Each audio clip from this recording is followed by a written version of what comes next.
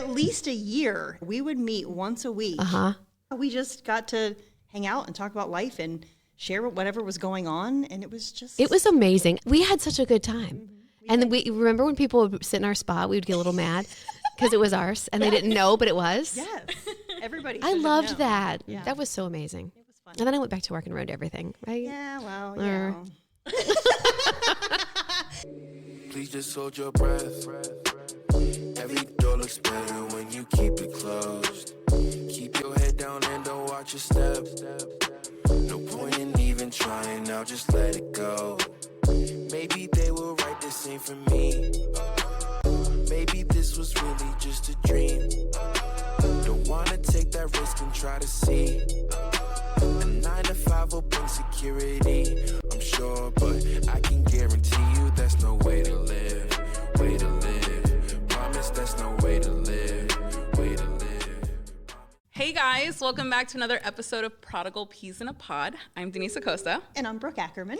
And today we have another special guest in our series this whole month of special guests for you guys, because that's how we're closing out the year.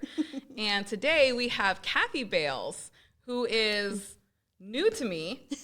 Yeah, I mean, I don't actually know you, right? So I'm excited about that because I'm going to get to actually know you. Well, did you two just officially real. meet today? Yeah. Officially, but I know who you are. Yeah. But this is new, so This is our conversations, and then I'm going to get to know all about her this time. And I love it. We're going to dive in. I'm excited too. Thanks for being here. Thank you so much for having me. So why don't you tell us how you know Kathy? Oh my goodness, I don't even know how long have you all been here? We've been here since 2012, so 13 years. Wow. Why don't you tell our friends who you all is? Well, I didn't want to at first, but I guess I'm going to have to now. Okay, so I don't know if you recognize the last name, but Brian Bales, I don't know if we mentioned him before. He's the pastor of the church that we go to. He happens to be married to this amazing woman over here. So that's partly how I know her. She's also a teacher in Loudoun County. She is a published, which I just found out. Because I asked her at first, I was like, can I say that you're a writer? Because you're a writer. And she's like, yeah, I only have one thing published. And I was like, wait, what? So she is a published writer, which I just found out today. A mom, an amazing friend, wife, obviously, to, well, Brian Bales is her husband. I'm going to say it that way again, just because he'll understand why I'm saying it that way. Let's see, what else? What else can I say about you other than, I'll get to how I know you. But I don't know, did I cover all the bases? Anything else you want to know about who you... I have a cat, or 2 cats, actually. Okay, so that's right, 2 cats. Got those at home. Cat mom. Okay, so I can't even remember exactly what it was, but I saw your shoes. So I don't even remember if you were in the lobby. Brian and I were doing that series where we were speaking together. That's right. On the Song of Solomon. Yes, that's what it was. I thought you were up on the platform. Okay, so she and Brian were doing a series together, and I just remember thinking, she has really fabulous shoes. And I thought there was just, because she and Brian are communicating from the stage, and so I feel like you get to know them, even though you don't really. But I'm thinking to myself, I think she and I could be really good friends. And she was right. And I think I messaged you on Facebook or something. Yeah. And I said something about your shoes and that we should grab coffee. You guys. And then grab coffee about shoes. Yeah, it was amazing. Because then for at least a year, we would meet once a week. I would drink tea, but she would drink coffee or sometimes a chai tea. So we were both drinking tea. But yeah, we just got to hang out and talk about life and share whatever was going on. And it was amazing. And I'm so glad you brought up the shoes, because not just because I liked them, but because that was a fundamental thing that I remember about you too. As I remember, that was the first message I had from you was about that. And then I'm like, oh, I'm so excited. We had such a good time. And then we remember when people would sit in our spot, we would get a little mad because it was ours and they didn't know, but it was. Yes. Everybody. I loved known. that. Yeah. That was so amazing. It was fun. And then I went back to work and ruined everything, right? Yeah, well, we always have Paris. We always have Starbucks. That's right. Yeah, it was fun. It was a good time. It was. I love it. Yeah. So I have a ton of questions. Oh, go for it. I'm so excited. I want to know all things. Yes. I'm one of those people that will start asking questions about what keeps you up at night, because that's just the depth that I want to get to know people. Love that. So we won't start there. Okay. You could absolutely, by the way. But I don't know. So this is my first time really interacting with you, knowing much of anything about you. I know you're a teacher. I know you're Brian's wife, and I've seen you on stage. You mean that Brian's sometimes. her husband? Yeah. Don't do that to me.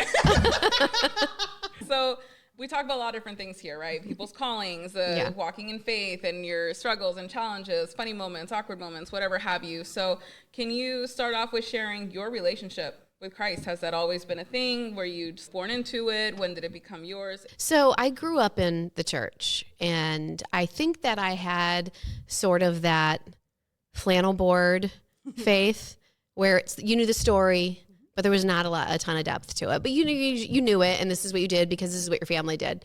And then when I was in middle school, we moved to a different church, and it was really legalistic. And I remember it became really negative. Church became negative, right? And because my faith wasn't deeper than that, everything about it to me fit in that category. And I remember, being told if I wore jeans again to youth group, I was not allowed back. Ooh. Things like that. So that's what I thought then faith was, like Christ was. And, I can't follow those rules. So I'm just going to make up stories in my head during the sermons, which is what I did. And then I went off to college, and I was like, well, I can't possibly follow all the rules. So how many can I break? So we tried that for a while, and that definitely was not working for me either. I ended up transferring schools and meeting a really good friend, the very first person I talked to when I transferred to the University of Akron. And I actually had been praying for a Christian friend because at that point, I really wanted a true faith. And I saw my grandfather, and my grandfather had been a believer his whole life, and he was a pastor. And I watched him, and I thought, that's not what I experienced, but there's something there. So I started praying for a good Christian friend. And the very first person I talked to on the campus of the University of Akron, I'm still friends with, and she was a strong believer. And I remember talking to her one time, and she said, you say that you're a Christian, but you don't really act like a Christian. And that is when I started my own deep dive into what does faith truly mean? How did Jesus live his life versus what I've experienced from the church? So at that point, that I would say in my early 20s was when I took ownership of my faith and I started living the life that I wanted to live with Jesus. That's an amazing friend. Yeah. Yeah, there's a reason we're still friends. She is pretty direct. Yeah, that's risky on her end, but I love that because that's real friendship. Yeah, and I think that's the first time somebody actually point blank said, hey. And I was like, oh. So did this happen just as you met her, or you became friends and then it came up? So we became friends, and we sort of talked about a lot of our beliefs and things like that. And so I want to say it was a couple months in, because we have the same major, we took every single class together after that. So we were in every class together, except for a few maybe that one of us already had. So we got to know each other really well. Yeah. And so she was, hey. I like that. I really like that, because that is... I don't know that a lot of people could just outright say something like that. Shout out to Laura. I think that a lot of people would definitely hesitate to say something like that. So what else has happened in life? What is Kathy Bales? Wow, we're going to need a couple hours for that one. How about I dive into the different aspects of who I am? Okay. So I grew up on a farm. So I had every animal ever, and I love that. And I wish I could still have every animal ever, and lots of land. But I also want to be close to Sephora and Barnes & Noble. That's a little piece of who I am. The shoes are a little piece of who I am. I love shoes. So, but also, as I was growing up, I had no idea what I wanted to do with myself because I'm so scattered. There's some ADD things going on in me. If you've talked to me for 5 minutes, you probably realize that. But I had talked about my grandfather before, so I'll talk about him again. He and I were very, very close. And so when I was in college, I changed my major all the time. Also, I went to 3 different schools. So there's all kinds of stories there. But he actually took me out to lunch one day. He came up to school and saw me, and he said, hey, what do you want to do? And I said, I have no idea. I don't know. I like this. I like that. And he said, I think you'd be a good teacher.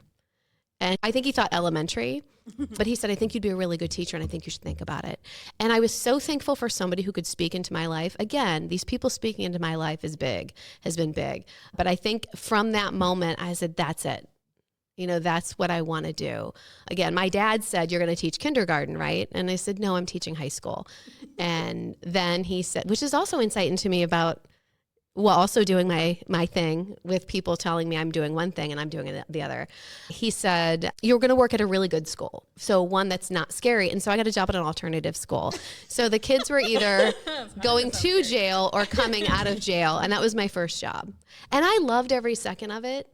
I learned so much, and I'm actually still Facebook friends with some of those kids. I want to just dig into a little bit more about that transition. I know everybody comes from different backgrounds. Some people grew up in the faith, for example, was born into Catholicism, and culturally that's just what we are. And then eventually we got away from that. But for faith to be my own and to the level that it was definitely more of within the last 5 or so years. So you're looking at my 20s, which we should not put on record anything that was going on then. That's fine with me, because right there with you.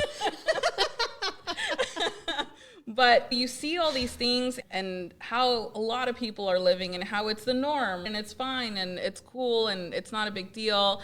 And then here you have Christianity and it's like, actually, you're not supposed to do anything, like don't have fun. And so what does that look like for one, to understand Christianity, and then what does it look like for you? So I wanted to ask if you could share a little bit more, walk us through what that ended up looking like for you. So that was not an easy road, because coming from legalism, I didn't feel like I should do anything. But I also saw this faith that I really wanted. And I knew that the way I was living, I was empty inside with that. So as I started to meet people who it was about their faith and not about just lip service of what they were, I started to, it is fun. You can laugh. You can have a good time. And I felt so much more fulfilled at that than I did some of the other things that are supposed to be cultural, like fun out in the world. Right? And so, but it's been a journey, because for a long time, I told that story about the jeans, I could not wear pants to church for years. It was a struggle for me. And I know this is a weird example, but I just couldn't do it. And then finally, I was able to, and this is years after I was even I was married, and this is at least 20 years after the fact. And I remember Brian's like, "Ooh, look at you!" I'm like, "Stop it! I'm trying." And now every Sunday, I think it's jeans. And I know that's a weird example, but it really was a very slow process, because I think God does that. He takes us slowly through things to get us there, and I think that's what He did with me. And to where I realize now, I have so much more fun now than I ever did when I thought I was having all this fun. I was just going to add a little bit more that it feels almost just more whole.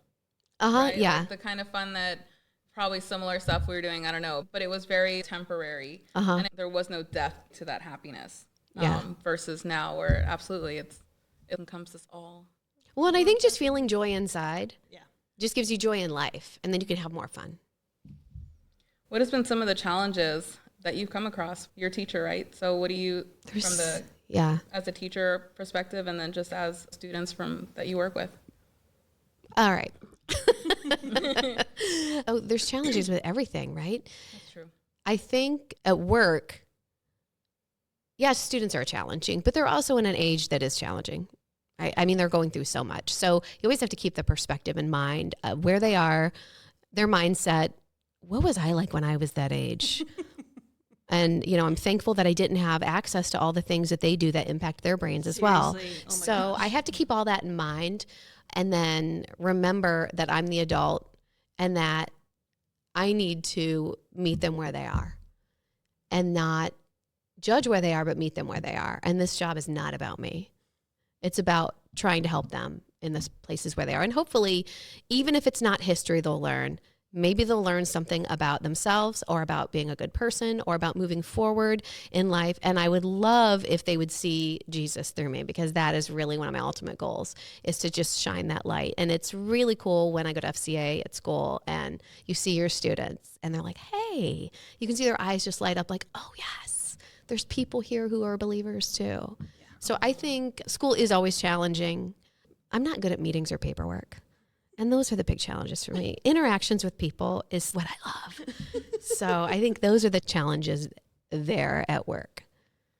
Regarding your faith, being able to share it with them, I understand there's restrictions at school with what you are allowed and what you aren't allowed to share. Have you been able to reflect that light? Help with Fellowship of Christian Athletes. We have a staff fellowship at school, which is staff members. But I think I try to just be a person who, just welcoming them, talking to I try to make my way through the classroom every time and talk to every single student. I try to let them know they're of some worth and develop a relationship. Because once you develop that relationship, you have those extra conversations. They come back and talk to you later. I just got that text from a kid who graduated 3 years ago, showing me a picture of him in the military. And he does that every couple months. He sends me a text. They communicate and they want to know who you are. And after they graduate, they can ask you all those questions and you can have that conversation with them. And they will come back. If you've developed that, they will come back and talk to you. So, and then some kids already just know. So they will just come up and talk to me about anything at school anyway. So do you find that kids these days are more open to have those conversations or maybe just even more open to faith? I think it depends who you're talking to. Some are. I think some are closed off because of maybe things they read or see or experience. But I think once you have that relationship with them, they'll start asking questions because they see something and they'll say, but I noticed this about you, but this is not what I thought it was. And so we can have that conversation then. I don't know if it's my algorithms, but it feels like Christianity is trending. It maybe just be my algorithms. And so that's kind of why I asked that, because I know growing up for me, the Christian population, at least in high school, it was very small, and they were kind of like their own thing off to the side. And nobody was mean or bullying them, but it was not the end thing. Yes. It was not something people were, hey, let's get together, all of us as friends, and let's pray before school or something. Like that was never a thing. And I feel like I see a lot more examples of that happening more these days than 20 years ago. I think there's a lot of kids who want hope. And I think they see hope in Jesus. I also think this area can be open because there's so many different faiths. So I think it's almost normal for kids to have a faith, even if it's not just Christian. I think they're so used to all these different groups of people that they don't feel like one is going to get made fun of. So life looks a lot different for you today than it did, obviously, 20 some years ago. You have kids that you've now raised in faith too, as they've gone through things. What does that look like for you? Where have you grown in your faith through all of this? Maybe some examples. I can start with marrying a pastor. That was something I was never going to do. My grandmother was married to a pastor, and that was my grandfather, and he was amazing. But I remember her saying, don't ever marry a pastor. It's just not an easy life. And I was, Grandma, I won't. Don't you worry. And then look what I did, right? I told him no twice, and he just kept coming back. Right? So, and I'm glad I married him. But that was a whole new world for me, because that was a whole new level of healing, because I didn't think I was ever good enough for that position. Because I very much had an idea that it had to be a certain person. They could never have sinned or thought of sinning or anything. And so that was a whole new level of, oh, we're all human beings and we all have something to offer. And I remember Brian saying, I'm not marrying a pastor's wife, I'm marrying my wife, and I want you to be yourself. And that was really amazing for me, because it gave me freedom to realize my story can help other people. I don't have to try to be something I'm not. And so that was the sort of a deeper step for me to go in being myself and finding out, who did God make me to be? Who am I? And what have I been given? And not what everybody else has been given, because I can't play the organ, because of the idea of what I had. Yeah. So in that area, that was a big growth thing for me. About 2 years into our marriage, we moved for the first time. And that was the first time I met people who didn't know who I was before I was married to him. And where I'm being myself, there was definitely some people who would hold us at arm's length because, oh, you're the pastor and his wife, and don't look at our dirt, right? Yeah. And then we're like, but we have dirt too. Let's share our dirt and let's clean our dirt together. And that took a while, and I was not used to that. So that was a whole new level of understanding that even if I am going to be who God made me to be, and I'm fine with it and I'm okay, there are other people who have their own things that they're working through. And that may include the titles that Brian and I carry. Even if we don't put that title first, some other people do. So that was a whole new level of learning. And trying to be accepting, or just trying to help other people realize, just get to know us. We are not what you think. I think it's really interesting that you had this idea of what pastor's wife meant. Other people, like you said, who didn't know you before, had this idea of what pastor's wife meant. Because I remember one of the first times I ever heard you talk about what it meant to you to be, quote unquote, pastor's wife, that you said you were afraid that if people knew your story, then they would haul you off to pastor wife jail. Oh, yeah. And I remember, and I just thought that was hilarious. But I just remember thinking, no, this is why I really wanted to be friends with you. This is why I like you, is because you're a very real person. It's not this shiny facade of pastor's wife. You're an authentic human who is really very willing to, no, let's talk about the dirt in our lives. And that was one of the things that I was attracted to you as a friend, was because, yeah, you are married to a pastor, but that wasn't why I wanted to know you, but you were just a very real person, and you happened to be married to a pastor. I just think that's interesting, that the things that we think about ourselves, or the image that somebody else has of us, it's, no, I'm a human. I'm a real person. Brian happens to be a pastor. You happen to be married to a pastor, but yeah, you're still a real person in there. Well, and it's interesting because, like I said, we try to be as real as possible. Yeah. And we didn't have that growing up, which is why we're like, let's just be who we are. And if you don't like us, that's okay. You're wrong, but okay. Yeah. But it is interesting because it was such a good reminder for me that everybody has their own thing. Because a couple years ago, we met somebody, and I remember I was like, oh, I'm going to make her feel welcome, and I'm going to talk to her and everything. And later I found out that she had a lot of hurt from a pastor's wife who did that, but then turned on her. And I had no idea. Yeah. And so, you know me, if I'm like, come on in, right? And then she was like, ah. And so, but it opened up the door. Once I found that out, it opened up the door to have a conversation for growth. But you just never know, right, what people have gone through. And so all a learning experience, right? Walking through all of it. I found that to be really healing for this church specifically coming in. I didn't take my faith intentionally until maybe 5 years ago. And I had a conversation with God, and I was like, all right, nothing's working for me. I'm going to finally do it your way. I'll go to church regularly and actually find a group. I'll actually get plugged in, because I had been attending CFC for 10 years, but I would just do services here and there. But I remember walking up the stairs before going to a class, and I'm like, all right, God, well, let's pray for these church people that are about to have me coming into their classroom, because they have no idea what's coming in. You have this, I don't know if it's mentality or this idea that these people have been reading the Bible since they were in the womb, right? And so they've been doing everything right. And if they knew my story, they would never want me here. And so a lot of the conversations that I've seen take place that Brian will preach on, and then just some of the things that you've said now, I can definitely relate to, and seeing other people being open about their story and being honest about, hey, I'm still figuring this out kind of a thing, or that I'm this way and I'm a Christian, not like now I'm a Christian, so now I'm no fun and I'm only, these are the 3 hobbies that I have, is reading my Bible, listening to worship music, right? And going to church, and that's it. And it's all on repeat. So anyway, all that to say, I found that to be super helpful for me to keep meeting more people like that, and having people like that in my circle has been great for my spiritual journey, my walk, and my growth. I know meeting Brooke, and then we hit it off really well on our Peru trip, and I was just like, oh my gosh, there's more of us out there like that?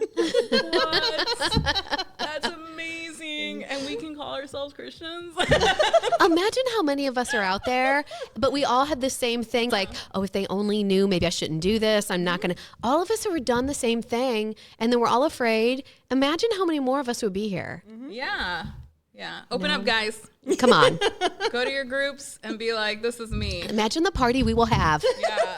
Let's trauma dump. That's how we really get to know each other.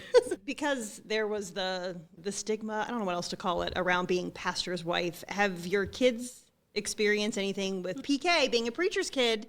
Have they had to navigate any of that you've tried to help them? Yeah, they have. The good news is I'm married to a PK, so he understands, and so he talks to them a lot about that. It's funny because you know my daughter. She's great. She is great. But so she, you know, she likes being a PK when she gets a cookie. You know, she was always the kid. She knew where the cookies were. She knew where the goodies were. And she's like, oh, we can sneak in and get this stuff.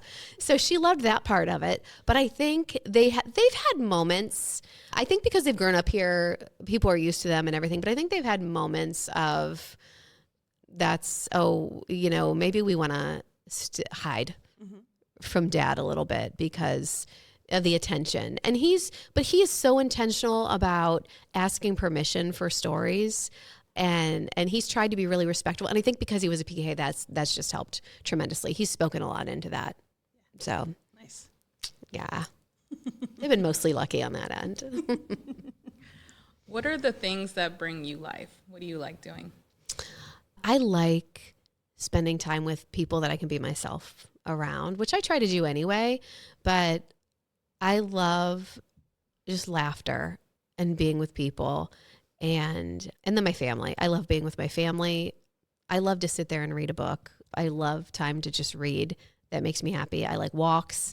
I love baking. So those are some of the things I just love to do. But if there's something about getting together with a good group of people and you can just sit there in your sweatpants and laugh and giggle and eat food and it's just the best. You know, and my daughter's coming home on Thursday from college, so that sparks a ton of joy in me too. So that'll be nice. How has that been? You have one in college. Yeah, having one in college. You know, I think it's really hard when your kids grow up and you can't control everything about their lives. Not that I did anyway, but I thought I did. So it's weird. I miss her because she and I would just talk all the time, and I saw her at school because she would just pop into the workroom like she owned the place, and get cookies there too, incidentally. So I miss just seeing her all the time. But I'm so excited because, you know, you raise your kids to go off into the world and find out who they are and what their gifts are and how they're going to serve this world. And I get to watch her doing that. And it's such a blessing. But I miss her. Darn it, I miss her. So I'm sure she misses you too. Yeah. And your youngest just recently got a learner's permit? He just got his learner's permit, yeah. He has an hour of driving in. Not with me, with his dad. With my Jeep and his dad so far. But eventually he'll be driving us just to and from school. Are you going to be part of the driver I will. driving Oh, yeah. instruction? Or I will. It's just the timing has been for Brian right now. And so he'll just, as I said, I'll get in the Jeep and he'll drive us to and from work and we'll get there. So I'm excited for him. It'll be good for him. much better options that your parents teach you to drive. My parents, I still don't know why they did this. They let my brother, who was not quite 2 years older than me, be the one who was in the car with me most of the time. I very much appreciated it because he was way more laid back than either of my parents were when they were in the car with me. But I cannot figure out why they let my almost 18-year-old brother be the one to teach me how to drive. Oh, the 80s were a special time. Early 90s. I'm sorry, that was the 90s, but yes. The things we were allowed to do with that. Yes, yeah. I'm like, you didn't have driver's ed? We did, and I said I didn't want to take it, and my parents were like, okay. Thanks, Mom and Dad. I love it. I love that my brother was my driving instructor. So amazing. Mm-hmm. You're stronger for it. You are. Driver for it today. I absolutely am a better driver for it. Yes. Thanks, Rick. Your life encompasses a lot of different types of responsibilities and maybe expectations that you probably didn't see coming when you were 5 years old. Oh, no, exactly. Yes. Yeah. What would you tell little you? I would tell little you that, or little me, sorry. I would tell little you that you are awesome. Both of you. I would tell little me that she needs to remember her identity is in Jesus and not in this world, and that she is a beautiful creation of Jesus, and not to let the world bring that down. It's okay if her hair is not super high in the 80s. It's okay if she doesn't have that group of friends. It's okay.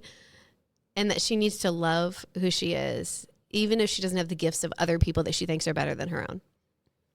Okay, I think you actually were talking to little me at the same time, so thank you for that. Because, okay, Yeah, take a little that's moment what here. little me needs to remember that. Yeah. Big me needs to remember that. Seriously. So So I was thinking about how you mentioned in college you were kind of jumping around between a couple majors or trying to figure out what you wanted, and you had a great influence that spoke some life into you. Not everybody has the influence. Is there any advice that you would maybe want to share to help someone in that spot maybe? I think first and foremost, I also prayed for a lot of good friends to come around me after I had talked to my grandpa. I think find those people in your life or seek out those people in your life who are truth tellers, but godly, kind truth tellers, right? Even my friend who was extremely direct, I knew it was out of love because we had developed a friendship and a deeper friendship. And then she felt she could tell me that. I think it's so hard in a world where you don't know who you can trust and who you cannot trust if you don't automatically have that built in. But I just encourage people to seek out a group to go to. Seek out a Bible study. Get to know those people. That also includes being vulnerable, which I know is not easy for people. But the more you are, the more people can speak back into that and the deeper your relationships will be. But that is something you have to do. And that's something I actually learned a lot from moving too, is try to seek out groups of people that you can trust. My grandfather was such a gift, but when he passed away, there had to be other people who I could also go to and talk to and trust. And that was getting involved in Bible studies. And I've been in some really good ones in my life. I've also been in some not so good ones, but that's been a while. So yay. I think the more you're in relationships with people, the more you get a sense of this is a safe relationship or not. It took me a little bit to accept that community needed to be a thing. You needed to have that, cultivate it. And it's not just, well, me and my faith and me and God are good and like we're at our own pace or just whatever that sentence can sound like. And so I have found the value of having those strong people in my life, strong in their faith, that can speak life into me and even just hear me out if I'm venting about something, and I don't have to sit here and worry about, let me make sure every word that's coming out of this vent session is glorifying to God. No, I'm letting it all out, right? And so you guys have had a really good relationship for a long time, it sounds like. So how have you guys influenced each other? Ooh. I'll go first. I would say, first and foremost, it's just such a blessing to get to know somebody who doesn't have to talk all the time. You've taught me so much about the power of listening, just listening to what people say. And I don't have to fill up all the space with words because for a long time I felt like I needed to. Yeah. So I don't have to. And then you have just such this powerful faith. And every time I look at you, I'm like, oh, I can always remember. I remember so many things you've said to me over the years that sometimes when I just look at you, it's just going through my head. And it's just, yay. I just feel it's like cleansing to just talk to you. So that's Thank you. You're welcome. But it's true. Thank you. We've mentioned it at different times that I'm an introvert, and Kathy Bales is the most extroverted extrovert I think I've ever known in my life. That's not a bad thing. I really appreciate it because it's not just being an introvert. I can be a bit of a hermit emotionally. And I feel like you definitely were one of those people who were, okay, what's going on? I can tell you're not okay. What's happening? And so you've encouraged me to be vulnerable when I don't want to be, when I'm afraid to be. Because if I let all that stuff out, then what are people going to think? I'm not going to be able to stuff it back in. And it's not just the extrovert part of you of say more words. It's that you are willing to be vulnerable. And so that makes me feel safe to be vulnerable. And I love that there have been things that I've said to you. And again, this is where if I thought of you as pastor's wife, I never would have said them. I never would have said them the way that I said them. Things that were going on internally for me, not that I'm being unkind to you, yeah. But like the way that I have said things and the things that I have said to you, and they've just been met with, yeah, I know, I agree, me too. And I'm like, oh my gosh, you really are a safe person. This isn't just that you're listening, it's you've had similar experiences. And even if you didn't have a similar experience, whatever I was going through it was okay that that's where I was. Mm-hmm. And there have been some pretty tough things that I've gone through, and I've always known that I can say things to you that I don't know if I would say them to other people, and it is more than okay that I'm sharing the thing that I'm sharing. And to say that that's valuable is such an understatement. Oh, I love you being here. Plus, you're just so much fun. Oh, You're just thanks. a blast. Thank you. Yeah. My heart is so full right now. I just love this. Let's keep belling it. What are some things you heard over time that have really helped you in your faith? Ooh, that's a good one. I think, and I'll go back to this first thing that came into my mind was hurt people. I know that that's helped me not play into this, well, they are this, and they just realize, okay, they're hurt. Let's work through it. Let's figure this out and go forward. And it doesn't have to be forever. And that's probably the first thing. One of the big things I needed to learn, because I am very sensitive specifically to words. So if people do say hurtful things, I have to remember this doesn't necessarily have to be about me. It could be, because I can be a knothead, but I don't have to take it on as my new identity, and I can let that go. Well, you both are married to some very godly men. Not everyone is married, and some are still dating. And I have some friends that have had conversations with me about what does it look like to date with a Christian mindset now that you're being intentional about faith. What advice would you have for any ladies in that field?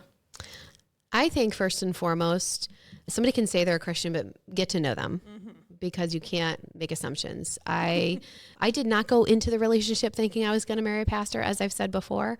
That was never my goal. So, and I sort of met Brian and thought, no, right? But I did want a godly husband. And so I mean, it was a very slow process for me. But I know that there's I remember meeting some people and they're like, oh, you get to marry a pastor, it's going to be perfect. And no man is perfect. So remember that. No man is perfect.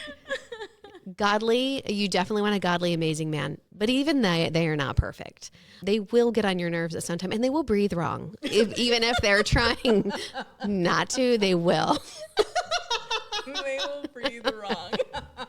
But I heard a pastor say years ago, and I love this, and this is probably what it is the focus needs to be on Jesus. And when I was in that Bible study it was a larger Bible study where I met Brian, but it was a smaller one, and I was with a group of women. It wasn't that I was seeking out a spouse or a boyfriend. I was seeking Jesus. And I think when we were sort of, running that race, I looked over and there's Brian right there too. And then it just seemed natural. But my focus was not on finding the spouse. It was finding my faith and finding it deeper. That's not really, I don't know if that's advice or what that is. That's good. But that's what it was. But again, no man's perfect. So I think you've mentioned at least twice now about meeting Brian, dating Brian, not wanting to marry a pastor. So I feel like we need the real tea, how you met story. I know this story, and that's why I wanted to tell it, because it's such a fun story. Really, you need both of us, because we just agree on different parts. That's okay. We're talking. Let's just talk to my side. Yeah. So actually, the interesting thing about Brian and I is we crossed paths a lot years before we met. And we found that out later, that we were at a ton of the same events and didn't even know it. So I had been going to a church after college, and I had been going to a church, and there was 3 of us who were single, and one summer the other 2 married each other. And so it was me. And I got set up with everybody's brother, cousin, uncle, everybody. And I was like, it's okay. I'm really fine being single right now. I liked just figuring out my own faith and not worrying about all of that.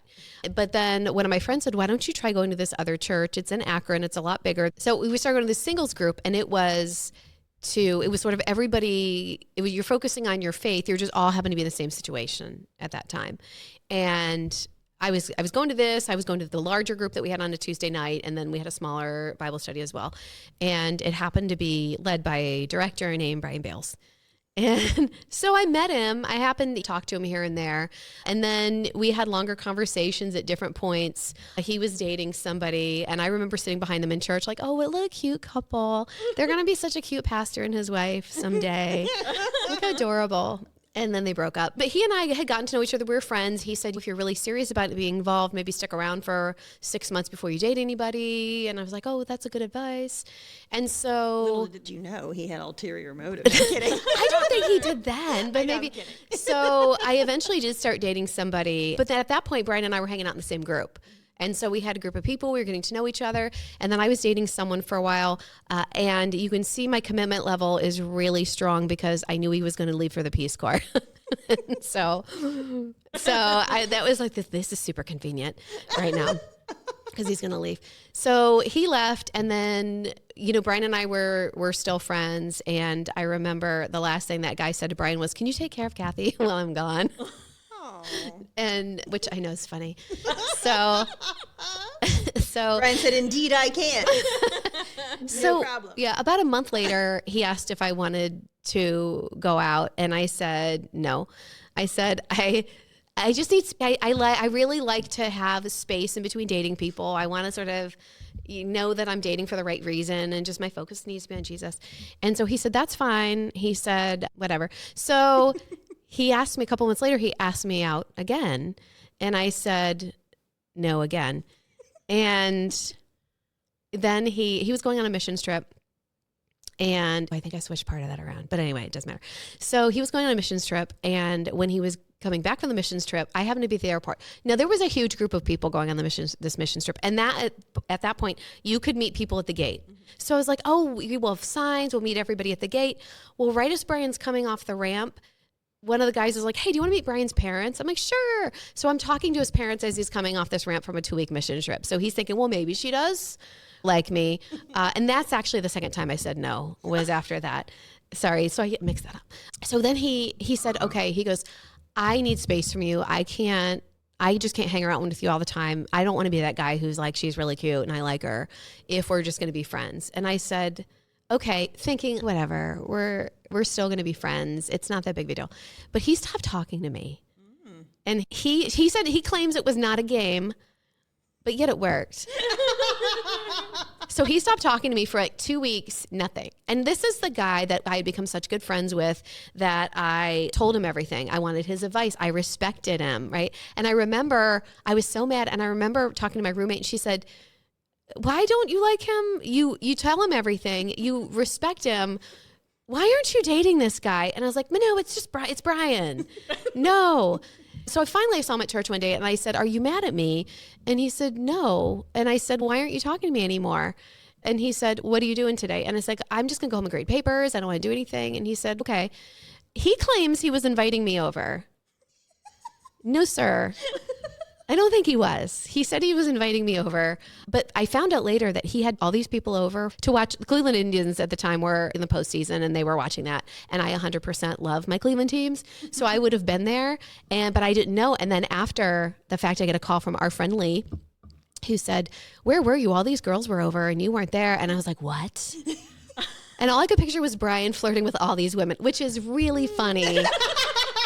If you know Brian, because I was gonna say, what would that look like? That is the last thing. And I think at that point I thought, maybe I do like this guy. I'm really super jealous.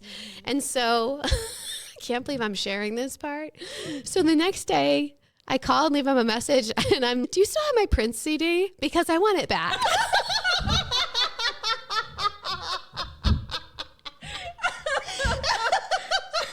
Yes. I was in my 20s, but I sound like an 8th grader.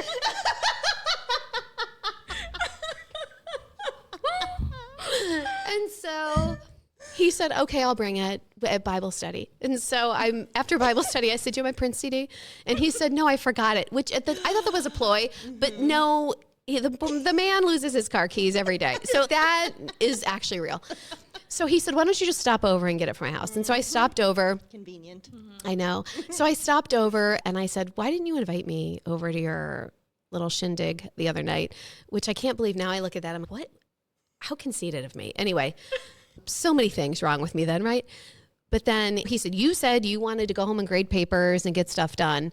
And I said, but you knew if you invited me, I'd come over. And he, by the way, he's very proud of this line. Just wait. He said, I'm not your boyfriend. Therefore, I'm not required to read your mind. But if you want to date me, I'll try.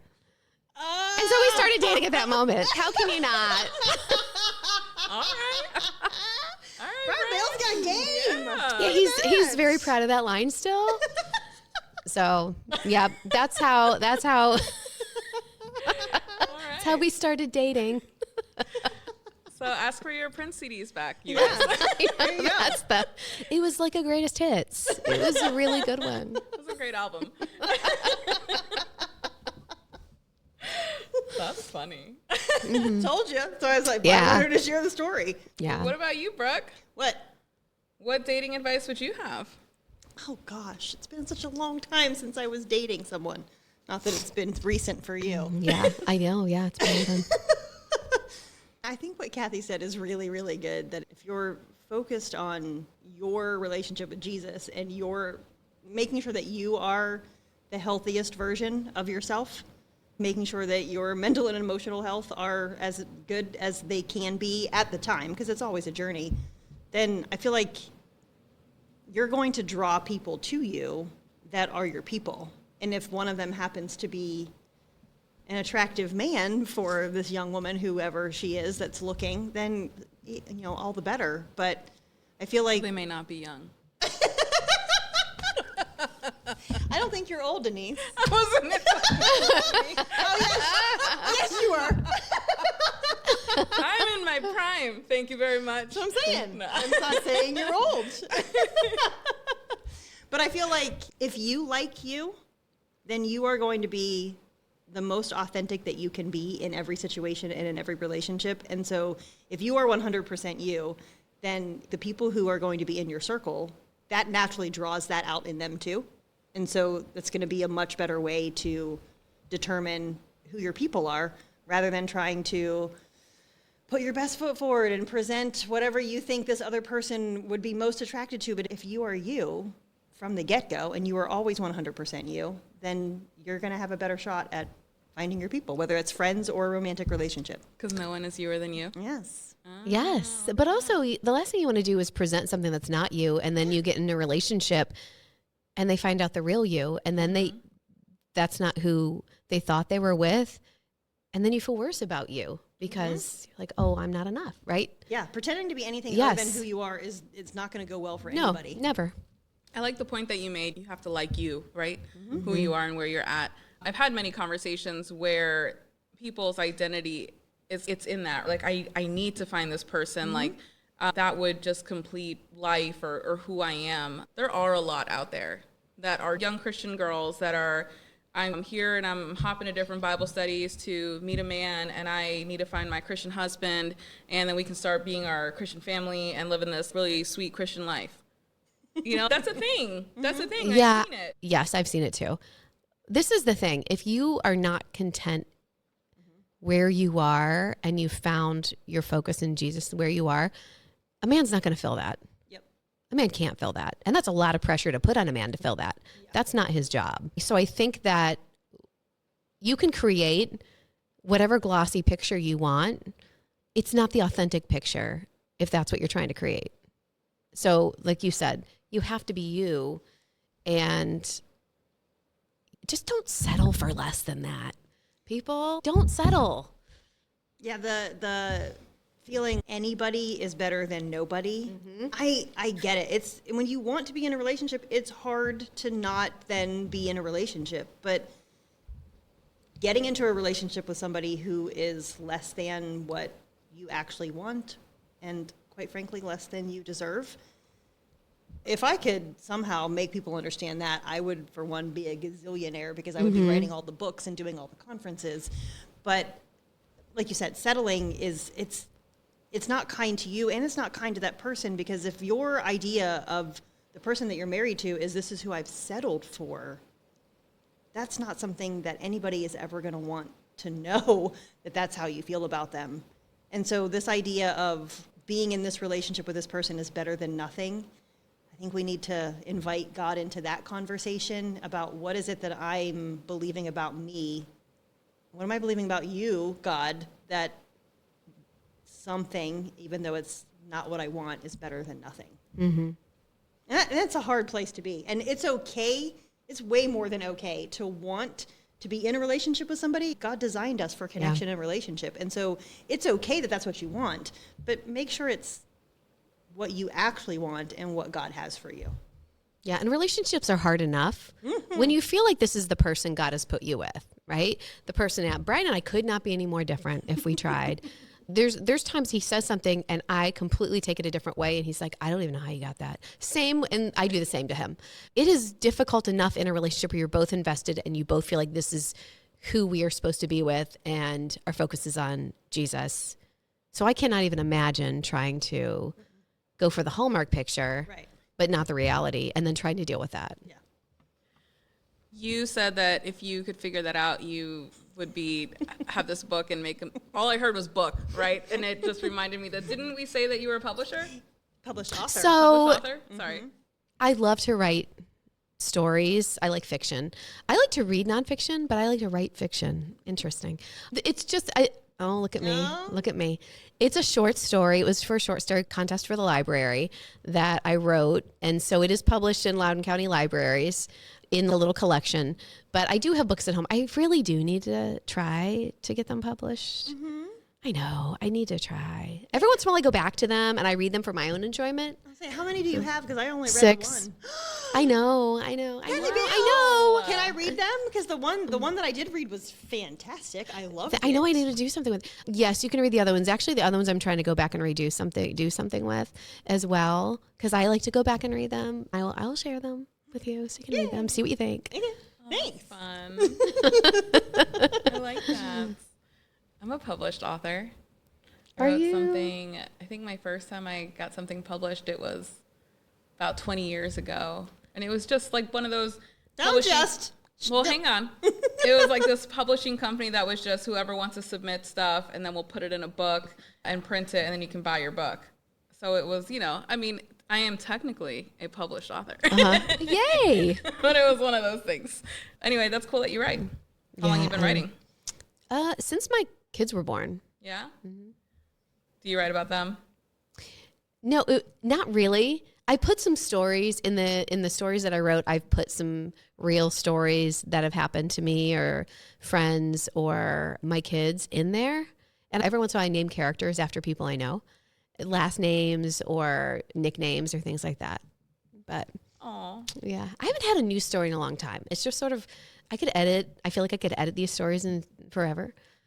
And I need to stop and just go for it. Because you can't get better at something until you start, right? You can't make something I better. I know. This is where my fear of rejection still hits. But what's the worst thing that can happen? They can say no. And I could keep trying. And it might end up like you and Brian. You kept saying no, and you ended up together. Oh, and look at that. They could keep saying no, and then somebody's going to say yes. That's true. I read all these stories and get so excited. I'm like, oh, look at other people had rejection too. And I was like, but I'm me and they're them. And I need to just step up and do it. Do it. I know. I need to do Do it already. I do. That's fun. Which one did you read? I don't remember the title of it. I just remember the plot line. And I don't want to give it away. Okay. What was the title? Mrs. William, Mother Nobody. Because she feels like a nobody. Aww. She has everybody else's name but her own. Oh. Yeah. These need to be booked. How sweet. Do you have an illustration for the cover? I don't. Brian had somebody create an illustration years ago for me that I liked. You guys are inspiring me to step back up and do this. I need to not come home and say, I'm tired. I need to work on this and get it done. I need to try. Just stop being tired. I know. Yes. Can you write a book on that too? Just stop being tired. Yeah. That should be the time. Just stop being tired. Yeah. Good, done. So, because it's Christmas week, what do you guys do for Christmas? What are your traditions? What's it look like? Our tradition, I love Christmas. Is it Christmas Eve or Christmas Day? Well, it's both. Ooh. Yes, and I will tell you why. But I love, it's just warm, right? So usually the weekend before Christmas, we go to the Navy Band concert. That's a tradition every year. And we go as a family and we watch this Christmas concert and then go see the national tree, go out to eat. And then that week, we get everything together. I make homemade cinnamon rolls for Christmas. So our Bales Christmas at our house is Christmas Eve morning because on Christmas Day we go to Ohio for family. Okay. So we have our own Christmas on Christmas Eve morning. We have homemade cinnamon rolls, we open gifts, and we just spend some time together, and then we go to Christmas Eve service. And then we spend the evening together. And then we wake up on Christmas Day and we eat the leftover cinnamon rolls and we drive to Ohio and we go to either my in-laws' house or my parents' house. And then we spend the night at the other one's house. So we see both our families. Our families live about 30 minutes apart and they get along really well. So usually when we see one, sometimes the other ones will come over. And so we can spend all the time with both of them. And then Brian's sisters are there too. Aww. So, yeah. You guys do the matching PJs? We don't do matching PJs. Is it Elf on the Shelf thing? No. Okay. I didn't have that. That was too much work. I'm not. Madeline decided to do it one year and she did it a couple days and she said, this is a lot of work. I'm like, yeah, we're not doing that. We have other things too. We have so many other things to do. We make cookies. We make all the homemade cookies and we do things like that. But I did not do Elf on a Shelf. I don't regret it either. I never had it. It looks like a lot of work. It just appreciate what other people do. Yeah, I've got too much to do. One other thing I love at Christmas is when we're at Brian's family's, we do a big gift exchange with the nieces and nephews and all my brothers and sisters-in-law, and we all draw a name every year. For 3 years in a row, my nephew Aiden and I got each other, and we're like, come on, because we were just so used to each other. And then this year it switched. But it's really fun because to see my 10-year-old nephew get excited to buy a gift for his uncle. Yeah. You know, and I think it just brings us closer because it gives you something to talk about and we'll text each other back and forth and everything. So I always look forward to that. Aww. It's so much fun. I like that. When do you decorate? We decorate on the Saturday after Thanksgiving. Okay. And we're very strategic for multiple reasons. First of all, I want a little bit of the season. I don't want to do it a week before. I want all the good stuff, right? But also, Ohio State plays Michigan on the Saturday after Thanksgiving every year. And I am a very nervous watcher of things. And so if I decorate while I watch it, it lets me pace and do something and not focus on the team up north. So that is actually, there's a twofold there. Is it just football or all sports? I'm a nervous watcher on almost all sports except the Cleveland Browns because they're just going to lose. But I cheer for them. But it's if they win, it's, oh, look. But I don't expect it. And So the Cleveland Guardians are, I'm a nervous wreck in June watching some of these. So I want them to win all the time. Did you play sports growing up? I played backyard sports with my older brother and all the neighborhood boys. Me too. And so, yes. So I learned not to cry because they wouldn't let you play if you did. And there were no rules. I did not play sports in high school, but I walked on to soccer in college and played at Hiram College when I was there for a little while. Cool. So again, no rules come in handy when you're playing soccer. Okay, so we're going to have to end this, but we'll have you back. But one last question before we end is, what is something that's been difficult, but then also something that's been really great about being married to a pastor? I think difficult is, what we said before about people having their own idea of who you're supposed to be. And if you're not meeting their expectations, a lot of people don't have a problem telling you that. It's very hard for me when people criticize Brian. I have a very hard time because I see how hard he works and how much time he puts in and heart and prayer he puts into everything. And so I think when he gets criticized, sometimes for things he didn't do, right? Things that were misinterpreted, but other things, I think it's very hard for me not to just rage because I sort of do want to do that at times. Do you understand? But I think that it's difficult. But again, I have to remember that people often speak in their own brokenness. So I try to be like, okay, God, what do you want me to answer? Rather than, right?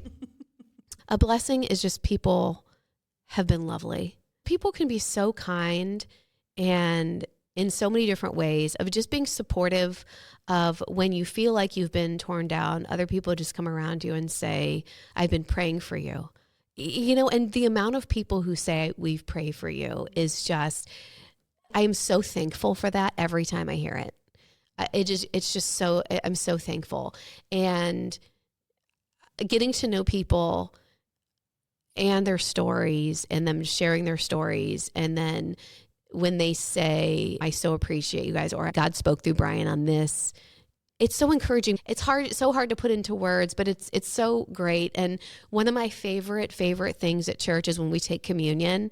And after I've prayed and taken the elements, I love to watch people. And I just watch people worship, and not in a stalky way. So I see people who I don't generally always see or talk to, and I see all these people. I'm like, everybody here loves Jesus, and we're all worshiping together, and their hearts are so in the right place. And what a blessing it is to have this group of people here that I can worship with and serve with, and I get to be around them forever. And it is the coolest thing. That's it. Oh, I'm getting emotional. I love it. Yeah. So Well, that as much as I want to see what it would have looked like for a 20-something Brian Bales to flirt with a bunch of women at his party, I feel like I also want to see Kathy Bales raging because somebody has said something that has offended her. I can't imagine either of those two things. Well, thank you for being on the show with us today. I have had a very lovely time getting to know you. I know, it's been so good to just finally, we need Yeah. more behind the scenes. Yeah. You should go grab coffee with her. Yeah. We so should fun. grab coffee. I would love that. I love it. Can I come too? Yes. Okay, Of course. Yes. Maybe our spots are still there at the Starbucks. Thank you so much for having me. I so appreciate this. Yeah, it's been a blast. It's been great. Yeah. Well, thanks, guys, for joining us today. We hope you enjoyed it. We hope you have a very Merry Christmas. Merry Christmas. And Yay, we'll see Merry you next week. Christmas. Bye. Thanks for tuning in to another episode of Prodigal Peas in a Pod. For more content, please be sure to like, follow, and share. And you can email us at prodigalpeas@gmail.com. For more information on Misfit of Creation, you can like and follow me on just about all social medias, to include TikTok. I also have a Facebook community group that you can join. I have an Etsy shop that has a lot of downloadable tools to help strengthen your walk with Christ. There is a Patreon account if you are looking to be a monthly supporter. And I also do an online prayer call once a month. So be sure to follow that to be updated on when the next date is. You can find more information on my mental and emotional health coaching practice at blueprintheartandmind.com, where you can also access my blog and schedule a session with me. And you can find me on Facebook, Instagram, and YouTube. So, Denise, what's next? Hey, DJ, spin that track. Think I get it now. I need to be myself because a copycat can only do so well. In love with everything that makes me who I am. Don't need a backup plan. I hope they understand that I'm doing better today. I got me a mission that got some fruition. You down to stay out the way. Can't seek validation from people who hating. I got my mentality straight. Shout out to God, I've been keeping the first. He been working and paving the way.